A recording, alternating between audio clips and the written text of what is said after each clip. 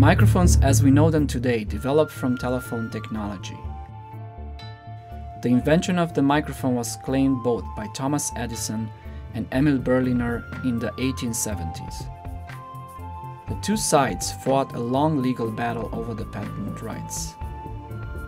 Ultimately, a federal court ruled that Edison and not Berliner invented the carbon microphone. In truth, neither can claim total credit. History feels the need to assign great ideas to individual people, although their origins are often collaborative in nature. Edison continued to refine the carbon microphone, which was employed at the first ever radio broadcast, a performance at the New York Metropolitan Opera House in 1910. In 1916, Bell Laboratories developed the next breakthrough with the first condenser microphone. In the early 1920s, the first ribbon microphone was invented and was commercially manufactured by RCA in 1931, greatly impacting the broadcasting industry. The electroacoustic transducer was patented by Bell Laboratories in 1964. This offered clearer sound recording, lower cost, and a smaller size.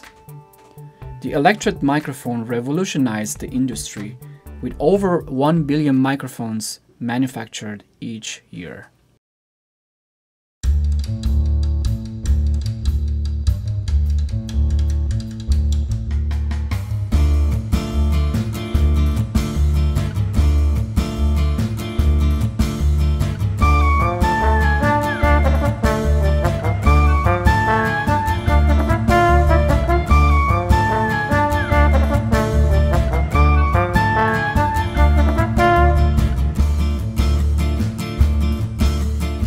Emil Kindlein is discovering the craftsmanship tradition of his family that goes back to the 1920s.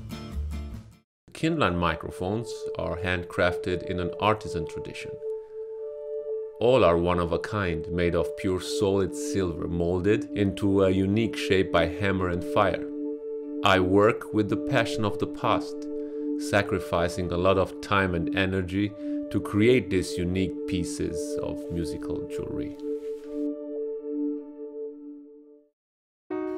Peter Kindlein, Emil's grandfather, was a jeweler and watchmaker who completed an apprenticeship as a silver and goldsmith in 1929. Emil's father, Eric Kindlein, apprenticed in his father's workshop and later became an electronics technician in the 1960s.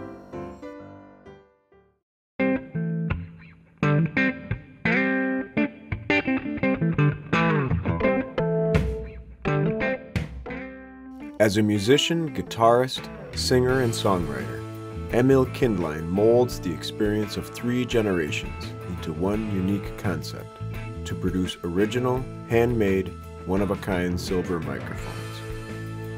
I remember my father taking me by bike to kindergarten. Every morning we were crossing the bridge built by Eiffel, and as a kid I looked with astonishment at that complex metal structure with round-headed rivets. At that young age I thought that I have to build something that will withstand time and carry on our family name.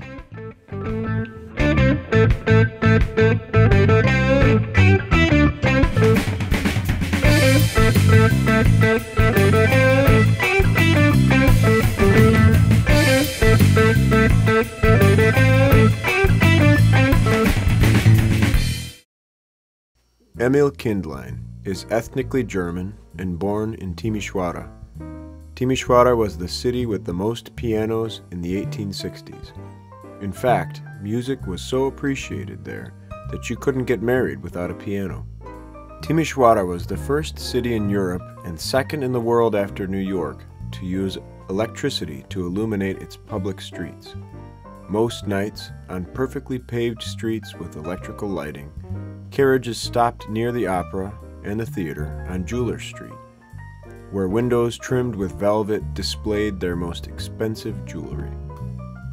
Timișoara is the only city in Europe with 3 state theaters in 3 languages, Romanian, German, and Hungarian. which makes it one of the most multicultural cities in Europe. And today, Kindlein Microphone's story carries on.